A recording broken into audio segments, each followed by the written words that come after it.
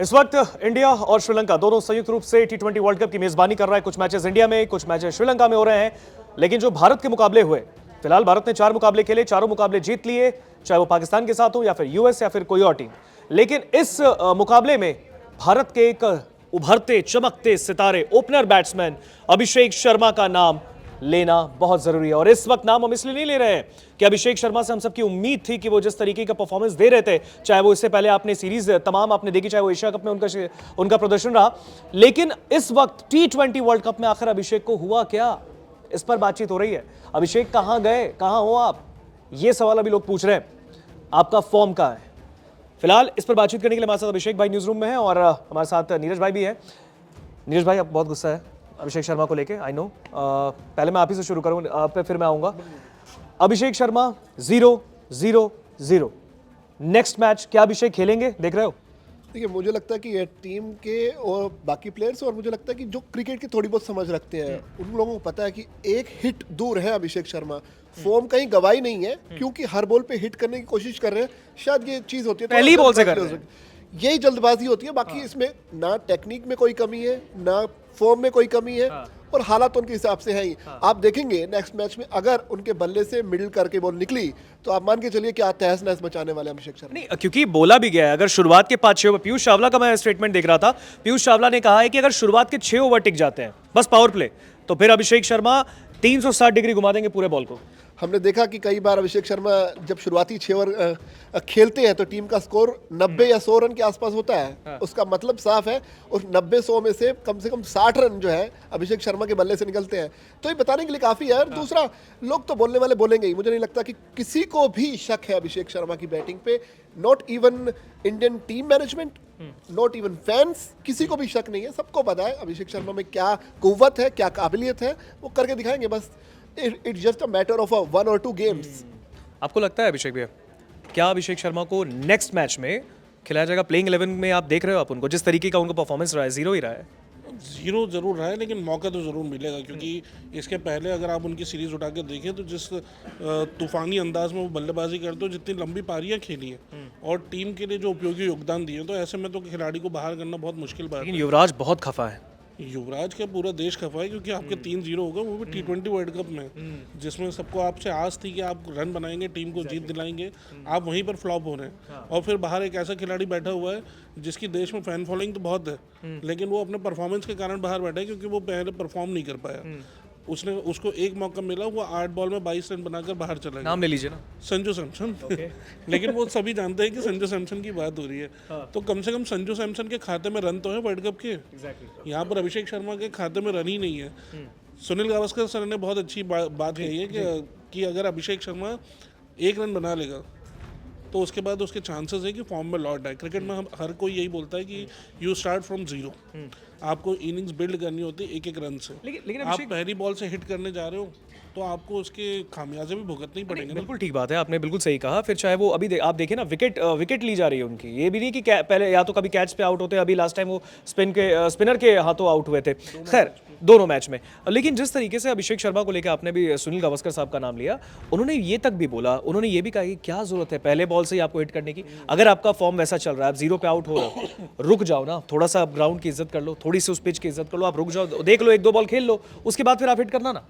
जी, वो अपनी छवि जो उन्होंने पहले की बनाई है, वो उस पर खरे उतरना चाहते हैं। एक खिलाड़ी का भी तो जज्बा होता है ना। अब वो युवा खिलाड़ी है, वो सलाह लेने से ज़्यादा सलाह देना पसंद करते हैं कि मैं साबित करके दिखाऊंगा। इसी जल्दबाजी में जो गलतियां होती जा रही हैं, तो वो मैच दर मैच देखने को मिल रहा है कि इतने बड़े टूर्नामेंट में अभी तक उनका खाता नहीं खुला है। और अपनी जो अब टेक्निक वगैरह, चूँकि जज ही नहीं हो पा रहे ना, हम कैसे बोल दें, हम एनालाइज कैसे कर लें कि उनकी तकनीक में कुछ खराबी है। वो जिस तरीके से नीदरलैंड्स के खिलाफ बोल्ड हुआ है, वो बॉल ही फिसला हुआ था, आप लंबा शॉट मारने चले गए। तो इन चीज़ों पे आप कैसे जज कर लेंगे जब खिलाड़ी 1 या 2 बॉलों का मेहमान है। टोटल टी20 वर्ल्ड कप में उन्होंने 8 गेंदें खेली हैं, खाता नहीं खुला, 3 बार वो 0 पर आउट हुए। तो अभी तो कुछ बोलना खराब ही है, लेकिन हाँ, अब हाई टाइम है, क्योंकि सुपर 8 बहुत ही, जिसको बोल सकते हैं कि मेन राउंड है, आपके सेमीफाइनल की राह बनाएगा। अगर अब आप फ्लॉप होते हैं तो फिर मुझे नहीं लगता कि उन्हें टीम ज़्यादा झेलेगी कि उनके फॉर्म में अभी गौतम गंभीर का भी बयान आया था, सूर्य कुमार यादव ने भी बयान दिया था, उन्होंने भी कहा था कि ठीक है, वो टीम का हिस्सा है और होता है सबके साथ।